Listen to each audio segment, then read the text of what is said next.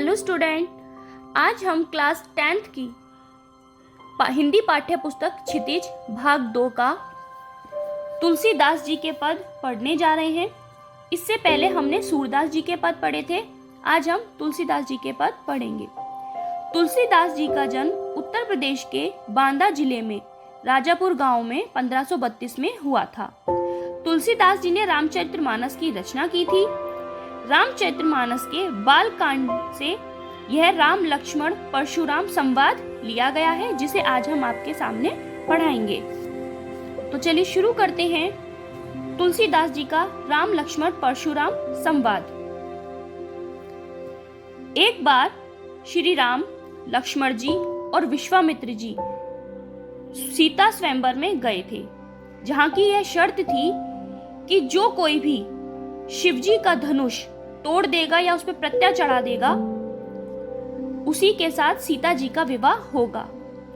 उस सभा में मौजूद सभी राजाओं ने, सभी राजकुमारों ने यह प्रयास किया, किंतु कोई भी इस कार्य को पूर्ण ना कर सका। जैसे ही श्री राम का नंबर आया, उन्होंने जैसे ही उस धनुष को उठाया, वैसे ही वह धनुष टूट जाता है। धनुष टूटने के तुरंत बाद ब्रह्मांड में बहुत जोर की गर्जन होती है। इस गर्जन को देखकर शिव भगवान के परम भक्त परशुराम जी को यह आभास हो जाता है कि उनके प्रभु शिव जी के धनुष को किसी ने हानि पहुंचाई है, और वह उस सभा में बहुत क्रोध के साथ आ जाते हैं और क्रोध में आकर पूछते हैं कि यह धनुष किसने तोड़ा है। तो इसके बाद श्री राम कहते हैं, नाथ शंभु धनु भंज निहारा, होय ही केउ एक दास तुम्हारा। आयसु काह कही किन मोही, सुनी रिसाई बोले मुनि कोही। सेवकु सोजो करे सेवकाई, अरिकरनी करी करे लड़ाई। सुनहु राम कही शिवधनु तोरा, सहस्त्र बाहु सम सो रिपु मोरा। श्री राम जी कहते हैं कि हे नाथ, हे प्रभु, जिसने शंभु जी का धनुष तोड़ा है वो और कोई नहीं, आप ही का एक दास है। आयुषु काहे कहे किन मोही, सुनी रिसाई बोले मुनि कोही। कहिए अब क्या आज्ञा है। श्री राम जी कह रहे हैं हाथ जोड़कर कि हे नाथ, जिसने यह शंभु धनु तोड़ा है वह कोई नहीं, आप ही का एक दास है। बताइए अब आपकी क्या आज्ञा है। ऐसा सुनकर मुनि परशुराम जी बहुत गुस्से से कहते हैं, सेवकु सो जो करे सेवकाई, अरिकरनी करी करे लड़ाई। सेवक वह है जो सेवकाई करे, यह तो शत्रुता वाला काम किया है। सुनहु राम जेहि शिव धनु तोरा, सहस्त्र बाहु सम सो रिपु मोरा। परशुराम जी कहते हैं कि सुनो राम, जिस किसी ने भी यह शिव धनुष तोड़ा है वह मेरे लिए सहस्त्र बाहु, जिसकी हजारों भुजाएं थी, उसी के समान मेरा शत्रु है।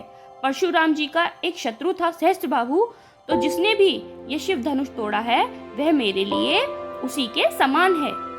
सो बिलगाऊ बिहाई समाजा, नात मारे जेही सब राजा। तो जो कोई भी वह व्यक्ति है वह इस सभा से निकलकर बाहर आ जाए, नहीं तो यहाँ पर मौजूद सभी राजा मारे जाएंगे। सुनी मुनि वचन लखन मुस्काने, बोले परशुधरी अवमाने।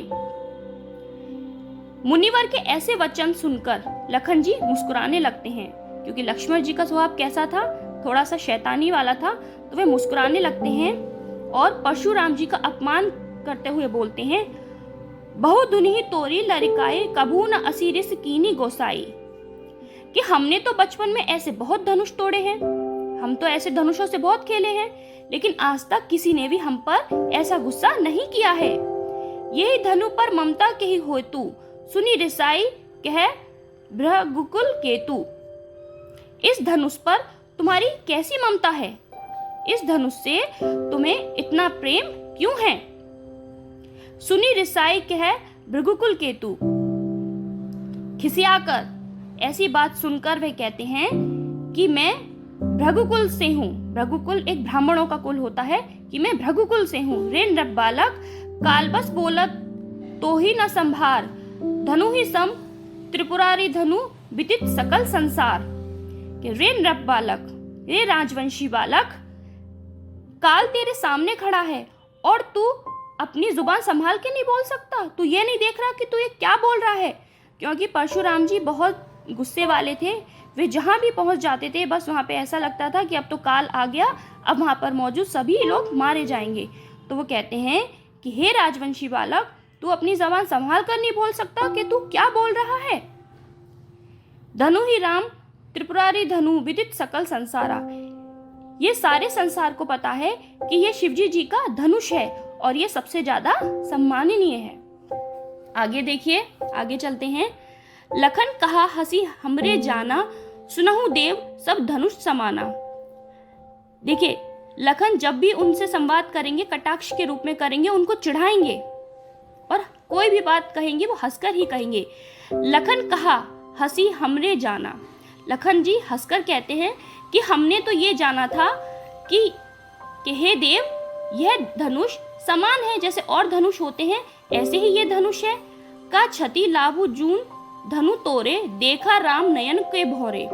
लक्ष्मण जी कहते हैं कि हमने तो इस धनुष में कोई लाभ कोई हानि नहीं जानी थी। क्षति है लाभु हमने तो नहीं जानी थी, हमें तो लगा था ये धनुष पुराना है और टूट गया, इसमें राम का कोई दोष नहीं है। राम जी की आंखों को देखते हुए कहते हैं कि इसमें राम जी का कोई दोष नहीं है। छुअत टूट रघुपति हूँ ना दोसु, मुनि बिनु काज करे कतरोसु।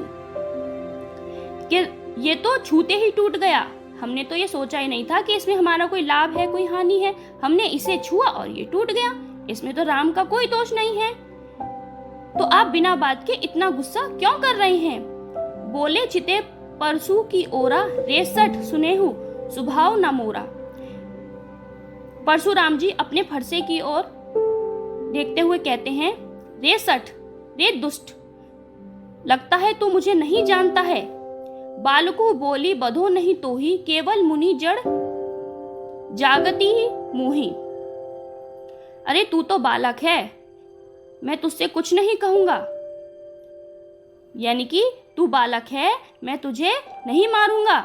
केवल मुनि जड़ जान ही मोही, केवल मुनि जन ही हैं जो मुझे जानते हैं। बाल ब्रह्मचारी अति क्रोही, विश्व विदित क्षत्रिय कुल द्रोही। मैं बाल ब्रह्मचारी हूं और बहुत क्रोध वाला हूं और मैं तो क्षत्रिय कुल का ही शत्रु हूं। भुजबल भूमि भूप बिनुकीन्ही, विपुल बार मही देवन दीनी। मैंने अपने भुजाओं के बल से इस भूमि को कई बार राजाओं के बिना किया है, मतलब इस भूमि पर जितने राजा मौजूद थे सबको मार दिया था और इस भूमि को ब्राह्मणों को दे दिया था। सहस्त्र बाहुभुज छेद निहारा, परसु बिलोकु महिप कुमारा। मैंने कई बार सहस्त्र बाहु को, जिसकी हजारों भुजाएं हैं, उसकी भुजाओं को इस फरसे से काट दिया था।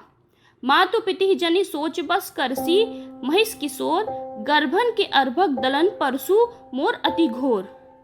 हे राजकुमार, तुम अपने माता पिता के बारे में सोचो। क्यों सोचो?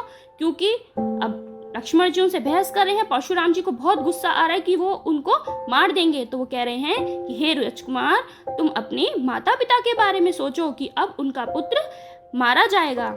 मेरा ये फरसा इतना भयानक है कि गर्भ में पल रहा बच्चा भी इस फरसे से मृत्यु को प्राप्त हो जाता है। आगे सुनिए। बिहसी लखनु बोले मृदुबानी, अहो मुनीसु महाभटमानी। लखन जी कहते हैं, बहुत मृदुल बानी से बोलते हैं कि तुम अपने आप को बहुत बड़ा योद्धा मान रहे हो। पुनि पुनि मोह देखा कुठारू, चहत उड़ावन फूकी पहाड़ू। तुम बार बार मुझे ये कुठारू, बार बार अपना ये फरसा दिखा रहे हो, जैसे तुम फूक मारकर पहाड़ को उड़ा दोगे। यहाँ कुम्भड़ बतिया को नाही, ते तर्जनी देखी मरी जाही। यहाँ पर कुम्भड़ बतिया कोई नहीं है। कुम्भड़ बतिया एक छोटा फल होता है, कि यहाँ पर एक छोटा फल नहीं है और ना ही कोई यहाँ तर्जनी उंगली है। हमारे अंगूठे के पास जो ये उंगली होती है इसको हम तर्जनी बोलते हैं, कि यहाँ पर कोई तर्जनी नहीं है जो ये देखकर डर जाएगा, मर जाएगा। देखो कुटार सरासन बाना, मैं कछु कहा सहित अभिमाना। मैंने तुम्हारे कुठार को और तुम्हारे धनुष को देखकर ही सब कुछ कहा है, किसी अभिमान रहित मैंने कुछ भी नहीं कहा है। मतलब मैं जानता हूँ कि तुम्हारे पास धनुष है, ये कुठार है, मैंने किसी अभिमान में आकर यह सब नहीं कहा है। भृगुसुत समुझी जनेऊ बिलोकी, अर्थात मैं तुम्हें भृगवंश का समझ रहा था और क्योंकि तुमने जनेऊ धारण किया है तो जो कछु कहूँ सहो रिस रोकी, तो इसलिए तुमने जो कुछ भी कहा है उसे सुनकर मैंने अपने क्रोध को रोक लिया है, अपने गुस्से को रोक लिया है। क्यों? क्योंकि एक तो तुम भृगवंश से हो और तुमने जनेऊ धारण किया है। ये कौन कह रहे हैं? लक्ष्मण जी कह रहे हैं। सुर महिसुर हरिजन अरुगाई, हमने कुल इन पर ना सुराई। हमारे वंश में सुर, असुर, हरिजन और गाय, इन पर प्रहार नहीं किया जाता। बधे पापू अब कीर्ति हारे, मारतहु पा परी तुम्हारे। बंधे पापू अब कीर्ति हारे, आपके हमारे कुल में ऐसे लोगों के चरण स्पर्श किए जाते हैं, उनकी कीर्ति की जाती है, उन पर प्रहार नहीं किया जाता। कोटि कुलिस सब वचन तुम्हारा, व्यर्थ धनु बाण कुठारा। आपके एक एक वचन करोड़ों वज्र के समान है। आपकी बोली ही इतनी कठोर है कि आप अपनी बोली से ही सभी को मार सकते हो। तो फिर आप इन्हें बार बार मुझे क्यों दिखा रहे हो?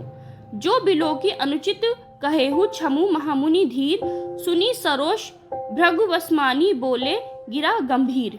इन्हें देखकर मैंने कुछ अनुचित नहीं कहा। अगर आपको लगता है कि मैंने कुछ गलत कहा है तो आप मुझे माफ कर दीजिए। तो बच्चों, मैंने आपको राम लक्ष्मण परशुराम जी का आधा संवाद समझाया है। आगे का जो संवाद है वो मैं आपको अपनी नेक्स्ट वीडियो में समझाऊंगी।